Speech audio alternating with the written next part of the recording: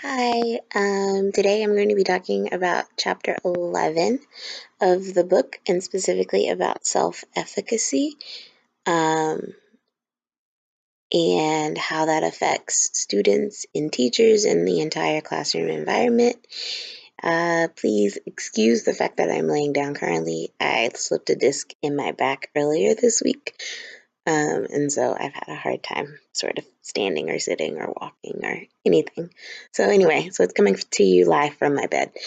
Um, but anyway, so an interesting point that I thought was made in this chapter of the book about self-efficacy or about efficacy is that there are three different types that you will find in, I guess, a classroom or a school, and that they all work together and impact student success. So it's student ideas or degrees of levels of efficacy, teachers' ideas or degrees of self efficacy, and then a collective sort of self efficacy. Um, and so, in essence, self efficacy is the belief, um, the desire, the continuation um, of a task or a goal or something, some process, um, some means to an end in spite of difficulty. So it's kind of how you react. It sounds like grit would be a good word for it. That's like a popular word these days. But anyway, in the book, it talks about how students with a higher level of self efficacy also generally perform better, have higher rates of success, um, even if but that their success isn't tied to their ability. So students that have the same level of ability starting out, the student that has a higher rate of self-efficacy still outperforms the student with the lower rate of self-efficacy.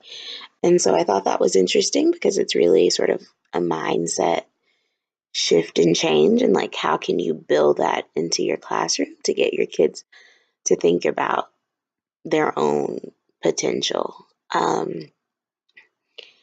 Because I hear some like really discouraging things in the classroom all the time coming from kids, and some of it they've internalized at home, and some of it they've internalized at school, and just some of it they've believed because of the differences in learning and where they are. And so I think it's interesting to have kids that to try to create students in an environment where students can feel like they can succeed no matter what. But conversely, students with like too high of a level of self efficacy are less likely to be able to go back and correct their mistakes and to learn from them because they think they've got it. They know they'll get it. And so it's an interesting sort of sweet spot.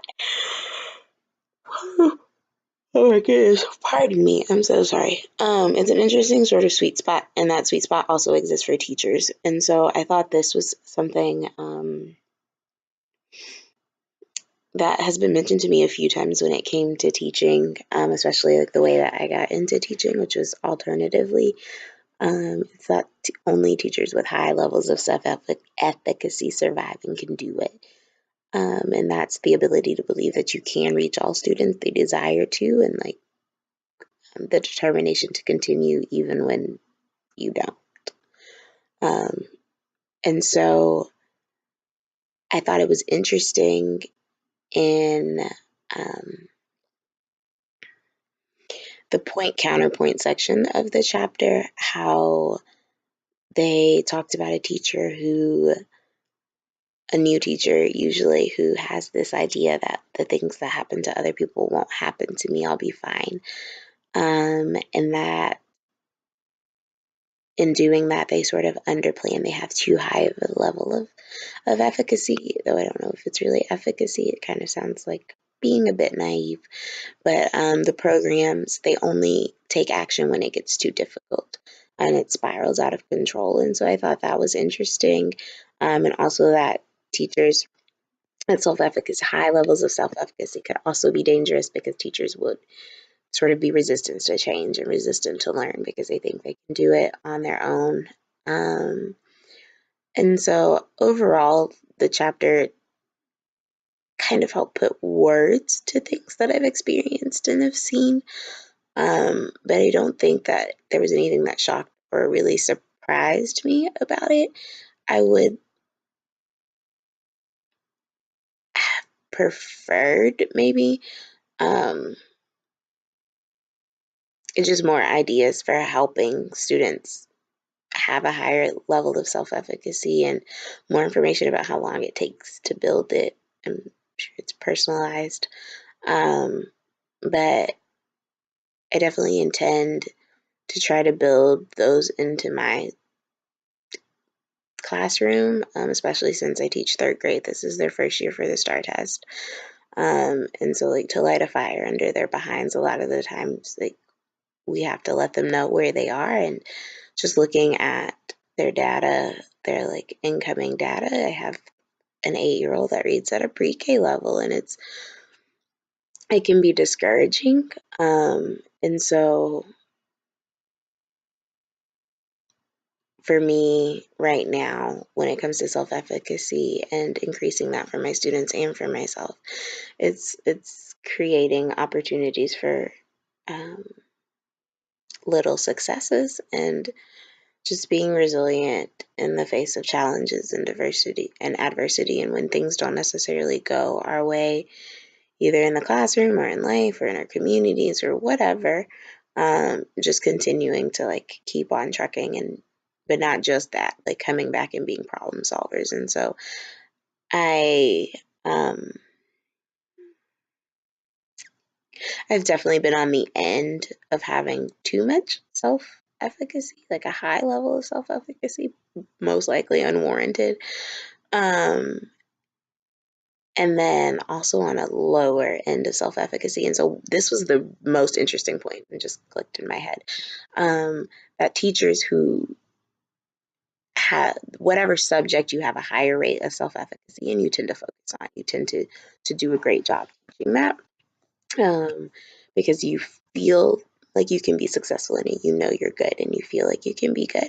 But then the things that you don't have such a high level of self efficacy in, you don't teach as thoroughly or as well or as frequently. And I thought that was interesting because it's true, but it's also really detrimental to students. And so I think that was my excitement moving from first grade to third grade. Just because in first grade you have to teach everything, whether you're good at it or not. And it's first grade, so I mean, it's not ridiculous, but whatever you feel best at, you teach all of it. And then when you get high, like in upper grades and higher grades, so I started out in high school teaching science, and I love science. I think science is fascinating and it's wonderful and it makes me so excited. But then I got first grade. I moved to Texas and started teaching first grade, and first grade is a completely different beast. And you're teaching children how to be children and how to read. And I felt like that year, just because of like things that were happening personally, and also just being new in the classroom, it was really hard for me, and I had a lower rate, like lower level of self efficacy.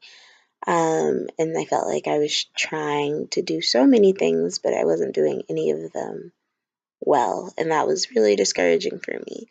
As much as I love my kids and as much as I love my job, I felt like I wasn't the person that they needed. I wasn't the teacher that they deserved. Um, and then moving to third grade now, I was excited because I was teaching two subjects, reading and social studies, but in reality, social studies just gets pushed by the wayside, and that's frustrating and something that I should probably do something about. But teaching reading, I was really excited because I had something that I could focus on. I had one thing that was super important, and by super important, they mean STAR tested, but reading is also just fundamental and essential to everything else. And so I was really excited to have something that mattered so much and matters so much. And so I went in with a higher level of self-efficacy, feeling like I've done this before. I've taught it. And then the reality and the adversity hits, and it's like, well, what do you do? And so I've been having to have a lot of moments this year where I just sort of grit myself and girt myself for the fight and the battle that is third grade. And I don't know how I would rate my self-efficacy. If anything, I probably would rate it low. But it's interesting and it's something for me to think about, because if I feel like I can't do it, then I'm not setting my kids up for success, because chances are I'm not believing in myself and I'm not doing the best job that I can.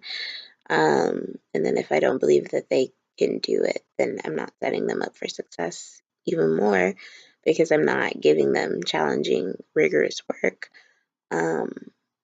Nor am I equipping them to believe in themselves. So I just really want to pay attention to that coming off of these holiday breaks, at a time when like holidays are really disruptive for kids and for teachers and for everyone. And I just want them to come back and know that they can do it, and not just that they can do it so they can take a test that really doesn't matter. But that's a different chapter. I just want them to know that they can do it. So that's my goal, I guess, when it comes to self-efficacy, and how I'll carry my learning from this chapter forward.